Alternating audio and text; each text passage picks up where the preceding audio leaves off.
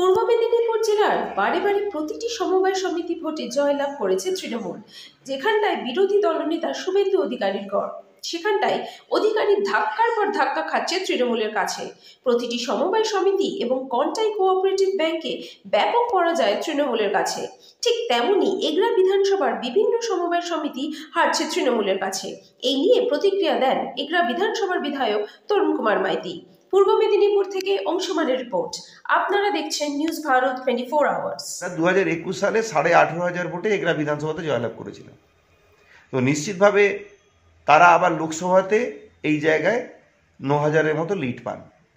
তো এটা আমরা খতিয়ে দেখেছি। শুধু এটা নয়, 2019 সালে 2019 সালে যে লোকসভা নির্বাচন হয়েছিল, সেই 2019 সালের লোকসভা নির্বাচনেও